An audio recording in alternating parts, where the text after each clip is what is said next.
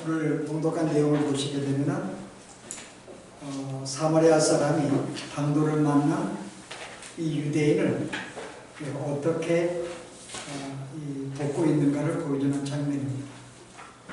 이 강도를 만난 이 유대인에게는 좀 위기를 만났고 지금 이 위기를 극복할 상황에 놓여 있는데요. 자, 여기에 다양한 필요들을 공급해주고 있는 것을 볼 수 있습니다. 보았더니 제일 먼저 가까이 가서 그에게 기름과 포도주로 상처를 싸매고 그 다음에 그 사람을 들어다가 주막에다가 또 앉히고 또 거기에서 밤새 치료한 다음에 또 길을 떠나면서 2 데나리온을 줍니다. 이틀분의 몫을 주면서 잘 좀 돌봐달라. 만약에 돈이 더 필요하고 더 간호가 필요하다면 내가 돌아오는 길에 내가 주겠다라고 이야기를 합니다. 우리가 오늘 본문에서 생각할 것은요, 먼저 강도를 만난 유대인에게 가장 필요한 것이 무엇일까? 실은 자기가 지금 급하게 지금 거의 죽을 지경이 되기 때문에 여기에 이 사람을 살리기 위한 응급조치가 필요했을 것입니다. 근데 이 사마리아 사람이 그 사람의 필요를 가장 적절하게 다양하게 모든 걸 제공했다는 거죠. 가서 긴급하게 그에게 응급을 치료해서 일단은 살려놓고 그 다음에 이 사람은 거기 두면 안 됩니다. 우리는 보통 그것으로 끝날 수가 있지만 이 사람이 이제 안전한 곳으로 가서 이제 몸을 회복할 수 있도록 그를 옮겨주는 또 일을 이 사람이 하게 됩니다. 자기의 당나귀에 태워서 그 사람을 또 이렇게 쉴 곳으로 데려다 주죠. 그리고 이제 근본적인 치료가 필요합니다. 밤새 치료하였고 아직도 그가 낫지 않았기 때문에 더 이 주인에게 더 좀 치료해달라고 부탁을 하고 이제 하는 장면을 볼 때 오늘 이 모습은 우리에게 이 자비를 베푸는 삶이 무엇인가를 보여주는 좋은 모습이라고 볼 수가 있습니다. 오늘 이 내용 볼 때는요, 우리가 이 자비를 어떻게 우리가 정의를 할 수 있는가 하면은 지금 이 강도를 만난 유대인, 이 사람에게 느끼는 필요들이 있습니다. 응급조치가 필요했고 자기가 좀 안전한 곳으로 옮길 필요가 있었고 또 거기서 꾸준하게 치료받을 그런 장소도 필요했고 돈도 필요했습니다. 이 모든 것들을 제공해 주는 것. 그러니까 사람들이 느끼는 필요를 말이 아니라 행동으로서 채워주는 것. 우리에게서 자비라고 정의할 수 있어요. 물론 이 자비는 하나님의 성품 가운데 하나죠. 하나님께서 우리에게 비참하고 고통 가운데 우리의 고통을 덜어주기 위해서 우리에게 자비를 베푸셔서 우리를 구원하시고 하나님의 자녀로 삼으셨는데요. 오늘 이 모습을 사마리아인이 보입니다. 그래서 오늘 우리가 이 관대에서 진짜 오늘 이 땅의 사람들이 우리가 마땅히 하나님의 사람으로 우리가 자비의 사역을 해야 한다면 과연 사람들의 필요가 무엇인가? 그리고 우리는 그들에게 어떻게 그들의 필요를 공급할 수 있는가를 우리가 생각을 해봐야 돼요. 원래 실은 사람이 어떤 존재였는가요? 원래 사람은 하나님께 의존적인 존재로 창조가 되었습니다. 그래서 하나님 안에 거할 때, 그에게 의존할 때 지금 우리는 충만함을 느껴요. 만약 하나님께 벗어나게 되면요, 우리는 충만함을 느끼지 못합니다. 왜냐하면 우리가 그 당시에 범죄하기 전이라 할지라도 아담과 하와에게는 여전히 필요한 것들이 있었어요. 그러나 하나님께서는 그 안에 있는 아담과 하와에게 필요한 것들을 언제든지 즉시 꾸준하게 계속 공급해 주었기 때문에 실제 아담과 하와의 입장에서는 전혀 부족함이 못 느꼈던 것이죠. 그런데 이제 이 인간 하나님에게서 떠나는 순간에 어떻게 돼요? 이 모든 공급이 끊기게 됩니다. 그때 인간은 뭘 느끼게 돼요? 뭔가 비참함, 공허함을 느끼게 되죠. 이게 범죄한 인간의 어떤 상태입니다. 우리에게 항상 채워지지 못하기 때문에 늘 부족함을 느끼고 항상 공허함을 느끼고 뭔가 마음에 비참함을 느끼는 것, 이게 하나님을 떠난 하나의 징조인데요. 창세기 우리가 3장의 7절 이하를 보시게 되면 범죄한 인간에게 주어진 4가지의 결과를 우리에게 소개해주고 있는데 한번 그게 뭔가 볼까요? 7절 이하에서 한 12절까지 보시게 되면 범죄한 인간에게 4종류의 소외가 되었다는 것을 우리에게 소개해 줍니다. 자, 여러분 소외는 뭔지 알죠? 소외되다. 소외라는 말은 어떤 그룹에 끼지 못하고 따돌림을 당하거나 배척이 되는 게 소외입니다. 오늘 내용에 보면 범죄한 인간은 4종류의 소외를 당하게 돼요. 따돌림을 당하게 됩니다. 자, 제 첫 번째가 8절에 3장 8절 그들이 그날 바람이 불매 동산에 보내시는 여호와 하나님의 소리를 듣고 아담과 그의 아내가 하나님 여호와의 낯을 피하여 동산 나무에 숨은지라. 자, 첫 번째가 어떤 소외죠? 하나님으로부터 소외입니다.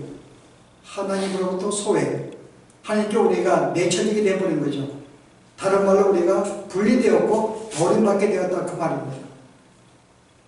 근데 실제 오늘 내용에 보았더니 원래 아담은 하나님과 늘 다정하게 동행하며 지냈던 존재였어요. 근데 오늘 본문은 뭐라 그래요? 갑자기 하나님의 낯을 피해서 숨어버립니다. 실은 원래 아담이 부여받는 것은 모든 하나님 만드신 피조물들을 보호하는 역할이었는데 자, 이 범죄한 순간부터는 어떤 일이 벌어져요? 이제는 자신을 하나님으로부터 보호하는 지경에 이르게 된 거죠. 그 자기를 보호하기 위해서 피하게 되었습니다. 왜 자기를 보호하기 위해서 피하게 되었는가요? 범죄한 인간은 그 순간부터 거룩하신 하나님을 접할 수가 없기 때문에요. 범죄한 인간 하나님을 보는 순간에 영원히 죽을 수밖에 없는 상태이기 때문에 그래서 구약에서 하나님을 보기 원했지만은 그들은 하나님을 보지 못했어요. 왜냐하면 하나님을 보는 순간에 그들은 죽음을 맞이할 수 없었기 때문에. 그래서 모세가 시내산에서 어떤 일이 벌어져요? 이스라엘 백성들이 범죄한 다음에 하나님이 그들을 내칠 때에 하나님의 은혜를 구합니다. 그리고 뭐라고 한 거예요? 하나님, 내가 하나님을 보기를 원한다 그래요. 그래서 하나님께서 뭐라 그래요? 출애굽기 33장 보실래요? 뭐라고 하나님 답변하시는지? 33장 18절에 모세가 이르되 원하건대 주의 영광을 내게 보여주시옵소서. 만약에 우리에게 은혜를 주신다고 하신다면 그랬더니 뭐라 그래요? 20절에 또 이르시되 내가 내 얼굴을 보지 못하리니 나를 보고 살 자가 없음이니라. 범죄한 인간은 거룩한 하나님을 그 순간부터 만날 수가 없는 존재가 된 것이죠. 이게 인간의 이제 첫 번째 비극입니다. 하나님을 보지 못한다. 그러니까 우리가 하나님을 보지 못하는 순간부터 어떻게 돼요? 하나님께 떠나는 순간부터 인간에게는 모든 것이 이제 공허함밖에 남지 않습니다. 항상 우리에게 모든 걸 채워주시고 공급해 주시고 충만함을 주었는데 이제 하나님께 우리가 떠나는 그 순간부터는 우리에게는 이제 늘 채워지지 못하는 공허함밖에 남지 못하는 거죠. 우리가 조금 더 쉽게 설명하면 우리가 태양계를 예를 들 수 있는데요. 우리가 태양계에는 많은 해성들이 있습니다. 그 여러 해성들이 태양을 중심으로 계속 돌고 있어요. 그렇기 때문에 서로 충돌하지 않습니다. 하나의 태양을 중심으로 돌고 있기 때문에 부딪힐 일이 없어요. 근데 인간이 범죄한 순간부터는 하나님께 의존적인 존재가 되기를 거부하고 스스로가 자기가 삶의 중심이 되기를 원했기 때문에 그때부터는 어떻게 돼요? 두 개의 중심이 생깁니다. 하나님을 움직이는 중심이 되고 나를 중심으로 움직이는 두 세계가 있으면 당연히 충돌할 수밖에 없는 거죠. 서로 상호 협력적인 관계가 아니라 이제는 적대적인 관계가 됩니다. 그래서 인간이 범죄한 첫 번째가 하나님으로부터 소외가 된 것인데 그 결과가 공허하며 적대감이 되었다는 거죠. 이게 범죄한 인간들에게 주어진 우리의 삶의 형편입니다. 우리는 공허함이 있습니다. 우리는 하나님을 적대합니다. 예수를 믿지 않는 사람들은 하나님에 대해서 이야기해도 그들은 무조건 적대를 해요. 다른 모든 종교들은 적대받지 않습니다. 불교라든지 다른 종교들은 그들을 그렇게 비판하지 않아요. 유대 기독교를 반대하는 이유는요, 바로 범죄한 인간에게 나타난 하나의 특성이기 때문에. 자, 두 번째 자아는 우리가 소위는 뭘까요? 한번 보실래요? 창세기 3장에 다시 한번 보십시다. 10절에요. 이르되 내가 동산에서 하나님의 소리를 듣고 내가 벗었으므로 두려워하여 숨었나이다. 내가 벗었기 때문에 두려워했나이다. 아니, 그전까지는 자기가 벗은 것에 대해서 두려움을 느끼지 않았어요. 근데 갑자기 자기가 벗은 것을 보고 수치스러움을 느꼈고 마음에 두려움을 느낍니다. 자, 두 번째가 어떤 증상이 나온 거죠? 자아로부터의 소외가 된 거죠. 자기의 자아. 원래 인간은 영과 육의 창조가 될 때 두 개는 통합이 되었고 조화로운 하나의 완전체였죠. 근데 범죄한 다음부터는 이 육체와 영혼은 서로 충돌하게 됩니다. 마음은 자기가 원하지 않는 마음의 상태를 갖게 돼요. 오늘 두려운 마음을 갖게 되고 수치심을 갖게 되고 걱정하게 되고 근심하게 되는 이런 마음들이 범죄하는 인간에게 주어진 거죠. 나는 그걸 원하지 않아요. 두려움도 원하지 않고 걱정, 근심 원하지 않습니다만은 영혼에 따라주지 않는 거예요. 영혼은 여전히 두려워하고 걱정하고 근심하고 갈등하고 이 모든 상태를 우리가 논하게 됩니다. 실은 범죄하기 전에 인간은요, 원래 어떤 상태였는가요? 하나님이 우리 인생의 의미였습니다. 우리의 참된 의미였고 우리의 가장 안전한 하나의 근원이었고 우리의 삶의 가치였어요. 하나님이요. 모든 것이 우리의 근원이고 가치였습니다. 그런데 인간이요, 하나님과 멀어지는 순간부터 어떻게 돼요? 내가 스스로가 이제는 안전과 삶의 의미를 자기가 찾으려고 합니다. 내가 스스로의 안전을 찾으려고 하다 보니까는 어떤 상태가 벌어져요? 하나님이 아닌 다른 것들을 통해서 내가 안전을 추구하려고 합니다. 삶의 의미를 찾으려고 그러고 삶의 가치를 찾으려고 그래요. 그래서 때로는 어떤 사람을 찾기도 하고 자기를 안전하게 만들 수 있는 사람들을 찾기도 하고 관계를 맺기도 하고 어떤 물질을 추구하기도 하고 어떤 조건을 만들기도 합니다. 그래서 여러분 로마서 1장에 바울이 뭐라 그래요? 하나님을 떠난 자의 증상에 대해서 우리에게 뭐라고 하는가 하면은 1장 25절에요. 이는 그들이 하나님의 진리를 거짓 것으로 바꾸어 피조물을 조물주보다 더 경배하게 섬김이라.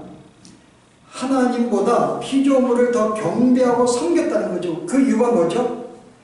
이제 하나님이 떠났기 때문에 자기의 안정과 가치를 어디에 찾아요? 피조물에게 찾으려는 거예요.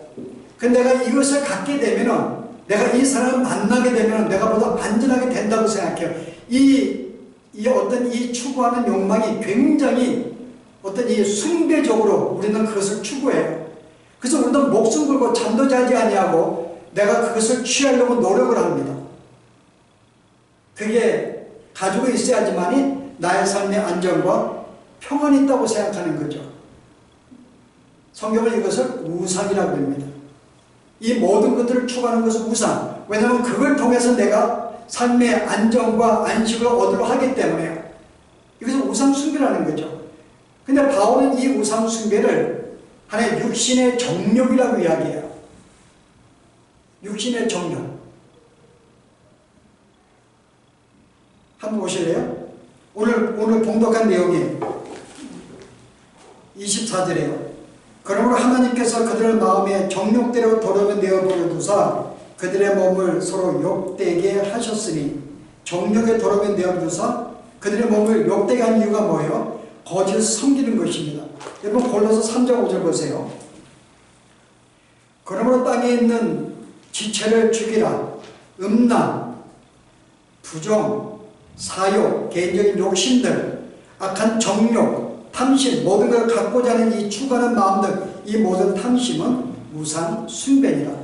그러니까 인간이 왜 우상을 내가 서로 만드는가 하면은, 범죄하기 전에는 하나님은 나의 참된 안식이었고 나의 가치였는데 그걸 내가 잃어버리니까는 내 스스로가 안전을 추구하려고 예를 쓰죠. 그러다 보니까 내가 세상에 있는 것들을, 사람들이나 물질들이나 조건들을 계속 붙잡을 합니다. 얼마나 정욕적으로 붙잡을지 몰라요.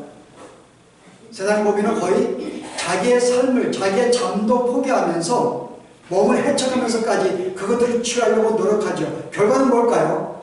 여전히 그래도 공허한 거예요. 세상에 이 모든 것들을 가져봐도 내가 원하는 것 취해본다 할지라도 내 마음은 텅 빕니다. 여전히 공의 마음을 채워주는 게 없어요. 그걸 더 가지려고 그러죠. 더 가진다 할지라도 여전히 우리 마음은 여전히 뭔가 텅 비어 있어요. 뭔가 불안해요. 뭔가 초조하다 그 말입니다. 바로 이게 자아로부터의 소외예요. 내 자아 이 마음에 이 영혼이 하나님을 떠난 순간부터는 그런 마음의 상태를 돼버린 것이죠. 자, 세 번째 소외는 뭘까요? 다시 3장 보십시다. 아담이 이르되 12절에 하나님이 주셔서 나와 함께 있게 한 여자 그가 나무 열매를 내게 주므로 내가 먹었나이다. 7절 보세요. 그들의 눈이 밝아져 자기들의 벗은 줄을 알고 무화과 나무 잎을 엮어 치마로 삼았더라. 내가 벗은 줄을 알고 무화과 나무로 자기 치마를 둘렀어요. 자기를 가리웠습니다. 왜 가렸을까요? 자기를 보호하기 위해서죠. 물론 나중에 우리가 이 치마 나중에 가지고 옷은 우리가 그때 구속을 상조하지만 오늘 여기 치마는 자기가 두른 것은 이제 자연이 저주를 받았기 때문에 자연은 우리에게 녹록하지가 않습니다. 가시덤불과 어떤 엉겅퀴와 우리 인간을 해치는 그런 요소들을 발휘하기 때문에 자기를 보호하기 위해서 어때요? 실은 나뭇잎으로 자기의 몸을 입는 거 우리가 옷을 마찬가지로요. 치마를 둘렀어요. 그 실은 자연으로부터 보호하기 위해서 뿐만 아니라 하나님이 함께 살려고 허락한 이 하와에게 뭐예요? 그게 공격을 합니다. 이 여자가 나를 꼬셔서 내가 이 열매를 먹었나이다. 이제 사람들로부터의 소외를 당하는 거죠. 사람과 사람이 이제 원수가 되고 서로 적이 됩니다. 이게 우리의 사회적인 관계예요. 사회적인 우리가 충돌이고 이게 사회적인 필요입니다. 서로 사람들이 화합하는 것이 없어요. 서로 경쟁을 합니다. 이 자연이 그런 상태가 돼버린 거예요. 그래서 실제는 내가 서로 사는 관계가 이렇게 깨지다 보니까요. 내가 약한 사람들은 강한 사람에게 어때요? 늘 억압을 당하죠. 강한 사람은 약한 사람 하면서 억압합니다. 그런 관계가 돼버렸어요. 그를 무시합니다. 그를 차별하죠. 그 약한 자의 입장에서는 내가 억압을 당하기도 하고 차별을 당하기도 하고 내가 그런 상태에 놓이게 된 거죠. 이게 인간의 비참함이죠. 만약에 힘이 동등한 사람들은 어떻게 돼요? 서로 경쟁하죠. 어떤 뭐 전쟁을 합니다. 서로 막 충돌하고 싸우게 되죠. 서로 비슷한 경제에서는 무시하는 게 아니라 경쟁과 투쟁과 싸움 속에 끝나지 않죠. 약한 사람은요. 강한 사람 만나게 되면 우리가 강한 사람 만날 때는 그건 내가 하고 싶은 건데 그게 나에게 있어야지 내가 안전할 텐데 그러고 갖지 못한 것에 대해서 가진 사람을 시기하고 어떤 데가 질투를 하죠. 이 모든 감정들이 사람과의 관계에서 서로 소외가 되었기 때문에 이게 죄의 결과입니다. 그 사람도 서로 적대적인 관계 속에서 억누르기도 하고 무시하기도 하고 차별하기도 하고 충돌하기도 하고 결국은 전쟁도 벌어지는 이런 모든 관계가 죄로 말미암아 사람들로부터 소외가 된 저주의 결과를 받았기 때문에 자, 하나만 더 볼까요? 자, 네 번째 받은 건 뭘까요? 17절 보세요. 아담에게 이르시되 내가 내 아내의 말을 듣고 내게 먹지 말란 열매를 먹었은즉 땅은 너로 말미암아 저주를 받고 너는 내 평생에 수고하여 그 소산을 먹으리라. 땅이 내게 가시덤불과 엉겅퀴를 낼 것이라. 내가 먹을 것은 팥의 채소인즉 내가 흙으로 돌아가리라 라고 이야기합니다. 자, 너로 말미암아 땅이 저주를 받습니다. 평생 수고하고 고통을 가져야지만 소산을 먹고 땅은 내게 가시덤불과 엉겅퀴를 줘요. 자연이 지는 옛날만 해도 범죄하기 전에는 자연과는 친화적이었어요. 서로 하나였습니다. 근데 이제는 자연이 적대적인 관계가 되어버린 거죠. 그래서 우리가 자연재해를 만나는 것, 이 모든 자연재해들은 우리가 죄의 결과입니다. 기근을 만나는 것, 우리가 지금 코로나로 질병을 만드는 이 질병들, 사람이 부패하는 것, 노화가 되는 것, 죽는 것, 이 모든 것들은 자연이 조절을 받아서 인간으로 말미암아 서로 적대 관계가 되어버린 거죠. 그뿐이 아니에요. 이 자연은요. 어떤 상태예요? 인간이 수고하고 땀을 아무리 낸다 할지라도 자연은 우리에게 내가 수고한 만큼 내어주지 않습니다. 마지못해서 조금만 내어줘요. 이 땅은요. 왜냐하면 땅은 우리의 적대 관계이기 때문에 내가 수고한 만큼 풍성하게 안 줍니다. 가급적은 나에게 마지못해 조금이나마 먹고 살려고 이 자연은 나에게 그렇게 주게 되어 있어요. 그래서 아무리 수고해도 내 창고를 채울 수가 없습니다. 왜냐하면 자연은 인간과 적대 관계가 있기 때문에. 그래서 이 조지 필드가 이 자연과의 소외된 관계를 두고 이런 말을 한 적이 있었어요. 우리가 길 가다 보면 이 짐승들이 우리를 으르렁거리고 짖습니다. 뭐 개들이나 또 어떤 이 사나운 짐승 우리를 또 이렇게 공격을 해요. 그 이유가 무엇일까? 왜냐하면 그들은 자기들의 주인을 인간이 공격하는 것을 알고 있기 때문에 그런 것이다 이렇게 되어 있어요. 인간은 적대관계이기 때문에 자기의 주인에 대해서 계속 인간들이 공격하니까는 짐승들이 인간을 가만히 한다는 거죠. 이 자연의 세계가 그런 거예요. 이 자연은 인간 자체가 하나님과 거역하기 때문에 자연이 우리 인간을 가만히 안 둡니다. 바로 이게 자연으로부터 소외된 것이죠. 이게 인간의 죄의 어떤 이 범죄한 결과의 하나의 결과들입니다. 이게 인간이 이 땅에서 겪고 있는 문제들이에요. 네 가지의 큰 요소들. 하늘부터 우리가 멀어져서 공허함을 느끼고 인간들에서 투쟁하고 싸우고 억압하고 내 자아가 항상 두려워하고 걱정하고 근심하고 자연에 대해서 항상 우리가 어떤 많은 질병과 어떤 어려움과 고통을 이 모든 결과들이 죄에 맞은 결과들이죠. 그럼 사람의 필요는 뭔가요? 바로 이게 사람들이 필요해요. 사람들이 이런 상태에 살고 있기 때문에 누가 그들에게 이러한 상태에서 벗어나도록 도움을 주지 않으면 안 된다는 거죠. 이런 상태에 있기 때문에. 근데 우리는 하나님의 은혜로 말미암아 우리 이런 상태에서 거의 많은 것이 회복이 되었습니다. 예수님이 오는 순간부터 우리는 이 모든 저주로부터 우리는 거의 많은 걸 벗어나게 되었죠. 물론 영원한 천국, 하나님 나라는 두 단계에 걸쳐서 옵니다. 주님이 오시는 그날은 영원한 천국이 오기 때문에 그때는 완전히 모든 것이 회복이 되지요. 그러나 지금은요. 예수를 믿는 순간부터 100% 회복되는 건 아니지만 거의 많은 것들이 회복이 되었어요. 우리는 이 순간, 주님을 만나는 순간부터 우리는 하나님과 적대 관계가 아닙니다. 우리는 친화적인 존재가 되었어요. 하나님을 의지하게 됩니다. 그리고 공경하게 되고 그래서 그분으로부터 우리는 항상 우리 마음이 채워져요. 그 예수 믿는 사람들이 왜 공허함을 못 느끼는가? 하나님이 항상 우리와 함께 하시고 계시는 우리의 필요한 것들을 공급해 주시기 때문에 내 마음속에 어떤 공허함을 못 느끼는 거예요. 비록 가진 것이 없다 할지라도 왜 마음의 평안을 누리는가?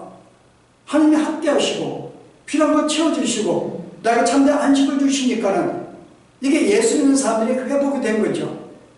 내 자아도 마찬가지입니다. 그전에는 어떤 상태였어요? 내 스스로가 하나님이 나를 보이지 못한 상태가 되었을 때는 세상에 많은 피조물을 가지고 나의 안전처를 삼고 우상을 만들었는데 이제는 하나님을 만드는 순간부터는 모든 우상들을 제거합니다. 세상의 물질에 의지하나요? 세상의 것들이 나를 행복하게 만든다고 생각 안 합니다. 그냥 그것들이 이 땅에 사는 동안에 필요한 것들이며 나에게 그냥 어떤 그 도움되는 것들이지 내가 그것 때문에 있고 없고 때문에 마음이 어떤 고통을 느끼고 불안함을 느끼고 그러지가 않습니다. 왜요? 여전히 우리의 참된 안식은 하나님이시고 삶의 의미와 모든 가치가 하나님이기 때문에 우리는 그것을 붙잡는 순간에 주님의 자녀가 되는 순간에 이 모든 회복이 되었으니까요. 물론 완벽한 건 아니죠. 그리고 이 땅에 사는 동안에 교회들은 그래도 어느 정도 우리는 회복을 갖고 살아요. 그런데 우리는 크게 세상에 말하는 공허함, 두려움, 걱정, 근심이 거의 많이 제거가 되었죠. 사람들과 관계에서도 옛날에 적대였지만 이제는 어때요? 서로 그들을 궁일히 여기고 뭔가 도와주려고 그러고. 재미있는 이야기 할까요? 제가 요즘에 저녁마다 운동을 해요. 자전거 타고 이제 1시간 돌고 있는데 지금 자전거를 못 타거든요. 그래서 하루 가르치고 했더니 안 돼요. 그래서 이거 잠자다가 이거 넘어졌다가 또 머리 또 깨지면 다칠까 그래서 세발 자전거를 사줬어요. 그 큰 거, 오름 타는 거 큰 휠, 뜨리 휠 자전거 있잖아요. 그 탔는데 뭐 가격이 좀 이렇게 조금 싸게 산다고 한 200불짜리 샀더니 이게 부품이나 제품이 좋은 게 아니더라고요. 근데 저는 자전거 타는 게 저는 이제 굉장히 잘 나가요. 좀 괜찮은 자전거라. 집사람들은 이게 싸구려라 힘들게 밟아야 나갈 수 있더라고요. 그럼 제가 볼 때는 괜찮다고 했는데 언덕 좀 올라가면 이게 진짜 밟아야 돼요. 1단이기 때문에. 근데 내가 들따라가면서 이게 너무 안쓰럽더라고요. 아, 조금 내가 좋은 거 좀 좋은 자전거, 근데 뜨리밀이 좋은 자전거가 없어요. 그게 전부기 때문에 야, 저렇게 힘들게 밟고 가는 게 운동 생각하면 괜찮은데 힘든 생각하니까 마음이 안쓰러움을 느끼더라고요. 이 안쓰러움을 느끼는 거. 여러분 이게 구원받은 자의 마음의 특징이 아닌가. 실제 우리는 세상에서 볼 때 뭔가 그들이 불쌍하고 안 되고 뭔가 도와주고 싶고 어떤 그들의 형편의 어려운 처지를 이렇게 함께 나누고 싶은 그 마음은 주를 믿는 사람이 가지게 되는 거죠. 그전까지는 원수였는데 이제는 뭔가 그래서 내가 자꾸 뭔가 나누고 싶고 도와주고 싶고 이끌어주고 싶고 그런 마음을 갖게 되는 거예요. 원수도 사랑하게 되는 그 마음을 우리는 갖게 됩니다. 물론 완벽한 마음은 아니지만은 그래도 어느 정도 믿음이 성장하고 신앙이 우리가 믿음을 가진 자들은 거의 우리가 많은 부분들을 그럼 우리가 친화적이고 서로 좋은 관계 속에 살려고 예를 써요. 왜냐하면 우리는 회복이 되었기 때문에. 이게 우리가 교회가 거의 모든 우리가 어떤 인간의 근본적인 필요로부터 많은 것들이 회복이 되었어요. 자, 그럼 우리가 이렇게 우리가 필요로 공급받는 우리들이 이제 이 땅에서 해야 할 일은 뭐냐 그 말입니다. 우리에게 주어진 것이 뭔가요?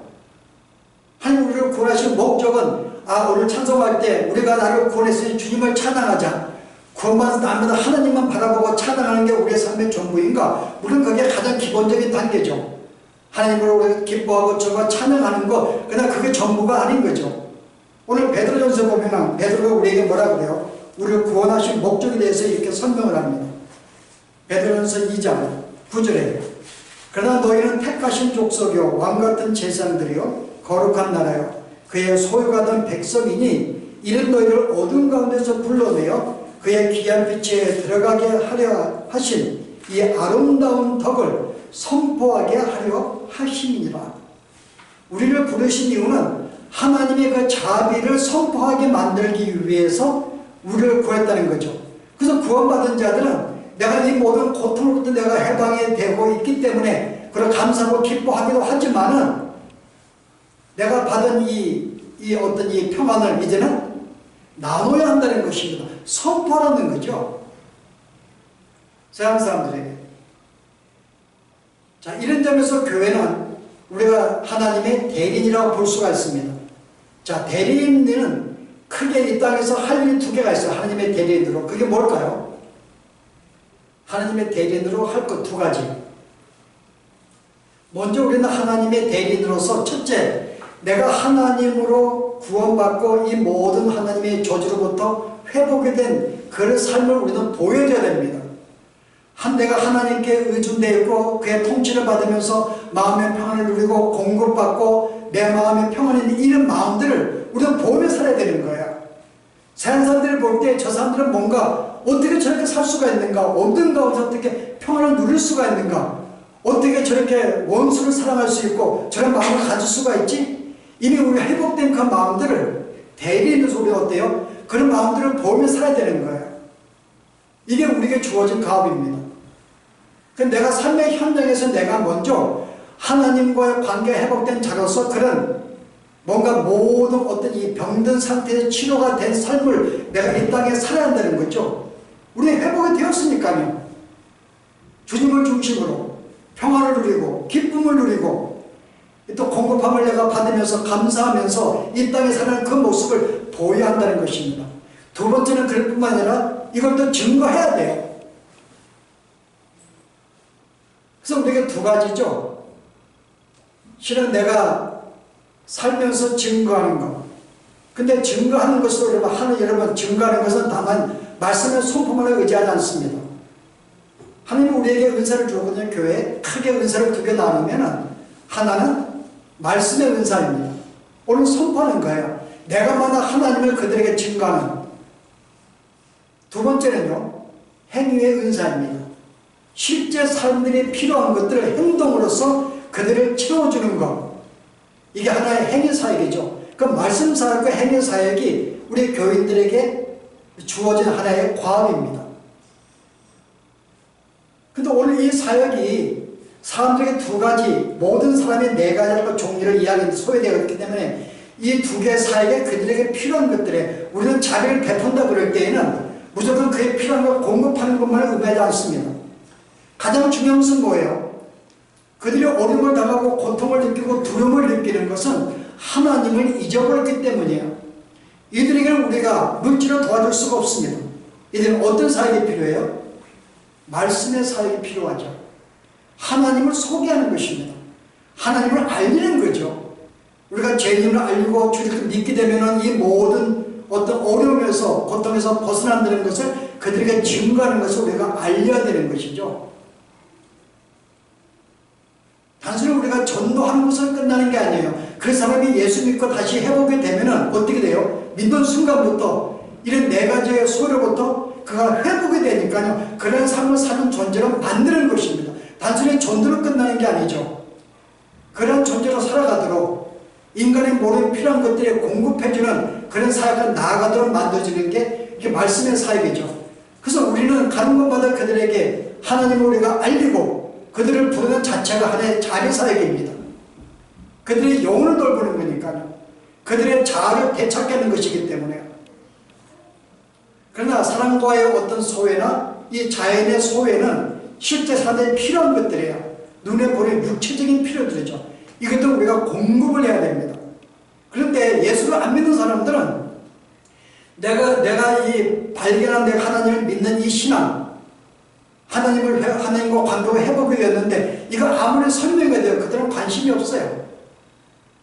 내가 하나님께서 회복이 되었고 내 자아가 회복된 거 그들은 별로 필요성을 못 느끼기 때문에 우리가 복음을 증거하면 그들은 관심을 갖지 않습니다.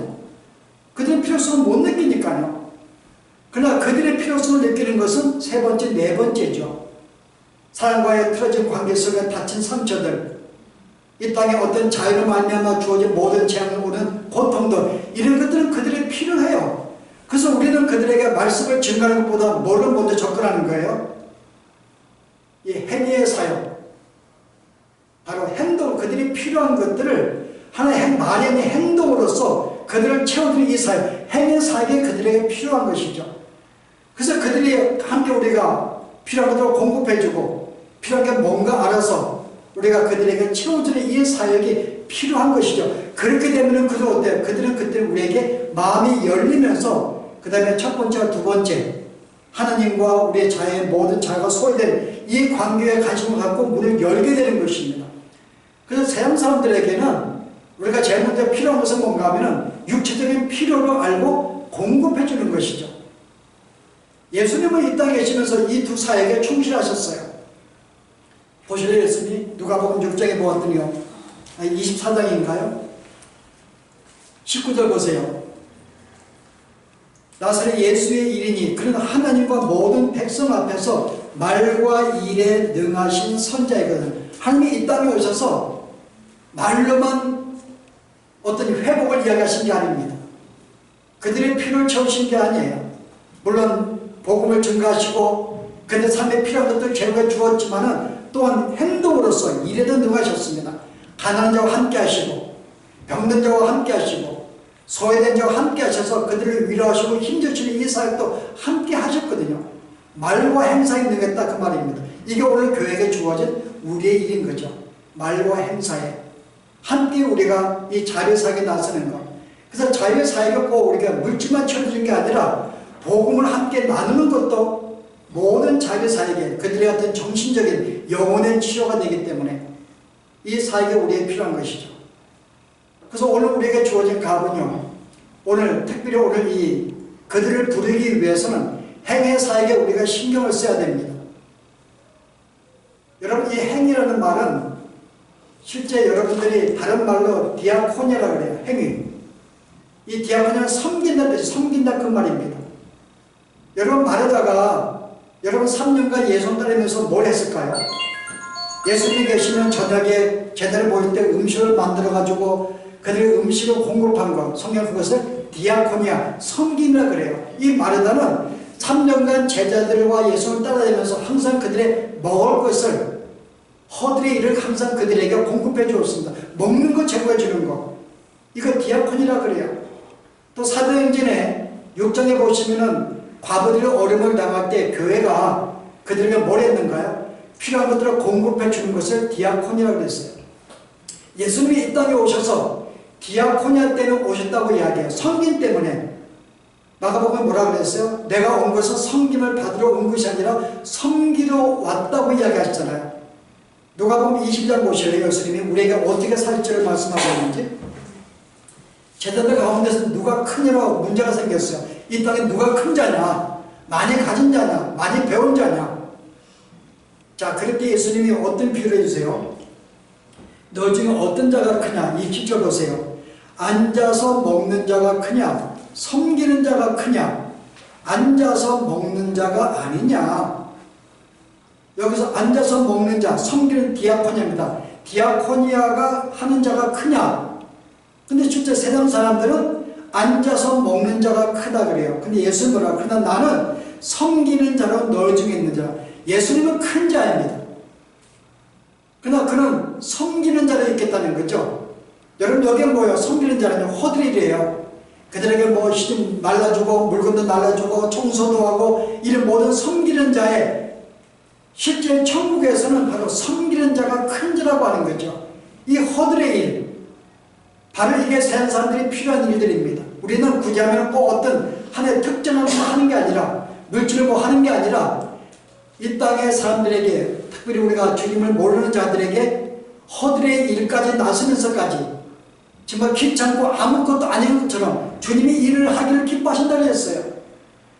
우리가 일을 기꺼이 함으로 말미암아 그들에게 자비사가 함으로 말미암아 그들로 주님께 관심을 갖게 하고 결국은 주님께 돌아가게 만드는 이 사역, 이 모든 것들이 우리에게 주어진 일이다.